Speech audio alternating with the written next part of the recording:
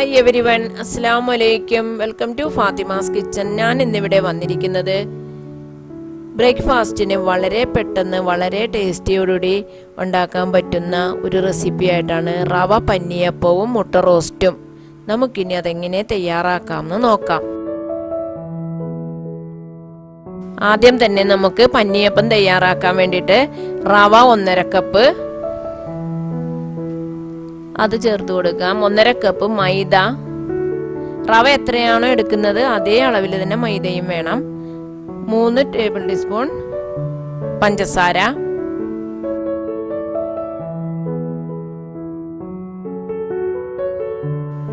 1.5 teaspoon instant east, 1/2 teaspoon baking powder, ആവശ്യത്തിനുള്ള ഉപ്പും കൂടി ചേർത്ത് 4 ഗ്ലാസ് വെള്ളവും കൂടി ചേർത്ത് നന്നായിട്ടൊന്ന് മിക്സ് ചെയ്യണം.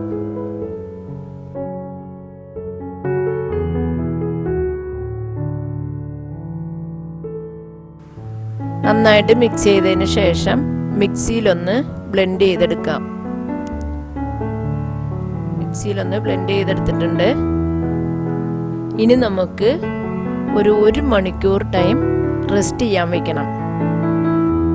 1 മണിക്കൂർ റെസ്റ്റ് ചെയ്യാൻ വയ്ക്കുന്ന ടൈം കൊണ്ട് നമുക്കൊന്ന് മുട്ട റോസ്റ്റ് തയ്യാറാക്കാൻ നോക്കാം.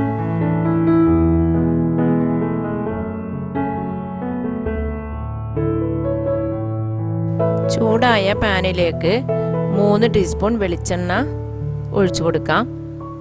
ചൂടായ വെളിച്ചെണ്ണയിലേക്ക് 3 സവാള അരിഞ്ഞതും 2 പച്ചമുളക് അരിഞ്ഞതും 1 ടീസ്പൂൺ ഇഞ്ചി വെളുത്തുള്ളി പേസ്റ്റും 1 ടീസ്പൂൺ മഞ്ഞൾപ്പൊടിയും ആവശ്യത്തിന് ഉപ്പും ചേർത്ത് കൊടുത്ത് നന്നായിട്ടൊന്ന് മിക്സ് ചെയ്യാം. നന്നായിട്ടൊന്ന് വഴറ്റി എടുക്കണം.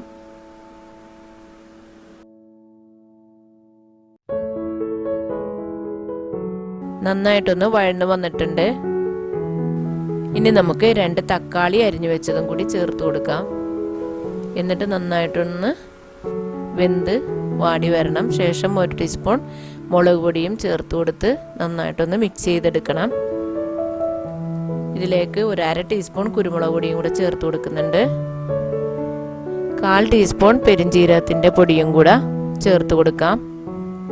നന്നായിട്ടൊന്ന് മിക്സ് ചെയ്യണം.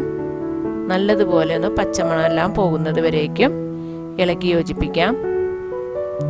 ഇനി നമ്മൾ പുഴുങ്ങി വെച്ചിരുന്ന 5 മുട്ടയുണ്ട്, അതുകൂടി ഇതിലേക്ക് ചേർത്ത് കൊടുക്കാം. നന്നായിട്ടൊന്ന് മുട്ടയൊന്നും ഉടഞ്ഞു പോകാത്തതുപോലെ ഒന്ന് ഇളക്കി കൊടുക്കുക. ഒരു 2 ടീസ്പൂൺ മാത്രം വെള്ളം ഒഴിക്കുക. വെള്ളം അധികം ഒഴിക്കില്ല, കട്ടിയിലാണ് ഇരിക്കുന്നത് ഗ്രേവി. ഒന്ന് മിക്സ് ചെയ്ത് കൊടുക്കുക നല്ലതുപോലെ.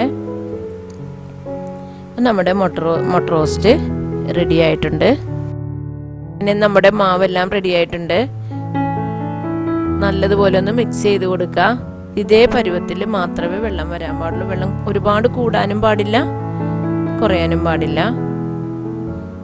ചൂടായ പാനിലേക്ക് മാവ് ഇങ്ങനെ ഒഴിച്ചു കൊടുത്താൽ മതി. കയ്യിലുകൊണ്ട് പരത്തരുത്.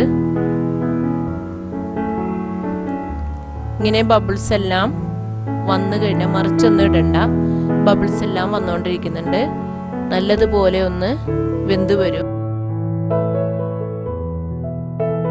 ഇതേപോലെ തന്നെ നമുക്കെല്ലാം ചുട്ടെടുക്കാം.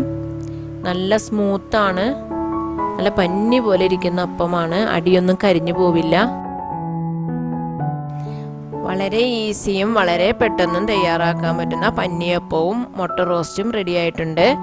ഇതിനോടൊപ്പം കുറച്ച് തേങ്ങാപ്പാലും കൂടി ചേർത്ത് കഴിക്കുകയാണെങ്കിൽ വളരെ നല്ല ടേസ്റ്റാണ്. എല്ലാവരും ഒന്ന് ട്രൈ ചെയ്യുക. ഇഷ്ടപ്പെട്ടാൽ ലൈക്ക് ചെയ്യാനും ഷെയർ ചെയ്യാനും ഫീഡ്ബാക്ക് അറിയിക്കാനും മറക്കരുത്. Thanks for watching.